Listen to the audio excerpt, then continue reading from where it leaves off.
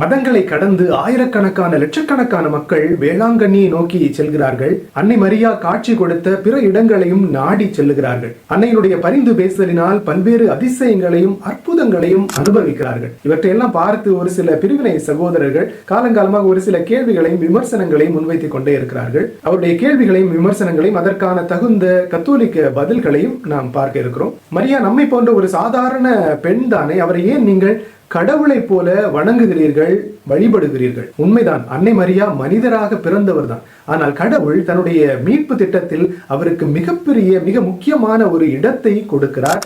அன்னை மரியாவை கடவுள் மிகவே உயர்த்தி இருக்கிறார். எனவே அன்னை மரியாவை சாதாரண ஒரு பெண் என்று சொல்வது கடவுளையும் அவருடைய மீட்பு திட்டத்தையும் என் விவிலியத்தையுமே சிறுமைப்படுத்துவதற்கு சமமாகும். உனக்கும் பெண்ணுக்கும் உன் வித்துக்கும் அவள் வித்துக்கும் பகையை உண்டாக்குவேன் என்பதன் வழியாக ஆண்டவர் அன்னை மரியாவை படைப்பினுடைய தொடக்கத்திலேயே முன்குறித்து தேர்ந்தெடுத்தார் என்பதை அவரே முன் அறிவிக்கின்றார். கபிரியல் தூதர் வழியாக அருள் நிறைந்த மரியே வாழ்க என்று அன்னை மரியாவை வாழ்த்துவதன் வழியாக இந்த உலகத்தில் மனிதர் யாருக்கும் கிடைக்காத மிகப்பெரிய ஒரு பேற்றினை அன்னை மரியாவுக்கு கடவுளே கொடுக்கிறார். என் ஆண்டவரின் தாய் என்னிடம் வர நான் யார் என்று எலிசபெத் அம்மாள் சொல்வதன் வழியாக அன்னை மரியாவை இயேசு கிறிஸ்துவின் கடவுளுடைய தாய் என்று கடவுளே அறிக்கையிடுகிறார். சிலுவை நடியில் இவரே உன் தாய் என்று இயேசு உலகத்தினுடைய தாயாக அன்னை மரியாவை அறிமுகப்படுத்துகிறார், பிரகடனப்படுத்துகிறார். இன்றும் விண்ணகத்தில் உலக மக்கள் அனைவருக்காகவும் பரிந்து பேசுகின்ற அன்னையாக இருக்கிறார். ஆனால் அன்னை மரியா ஒருபோதும் தன்னை பெருமையாக நினைத்ததே இல்லை.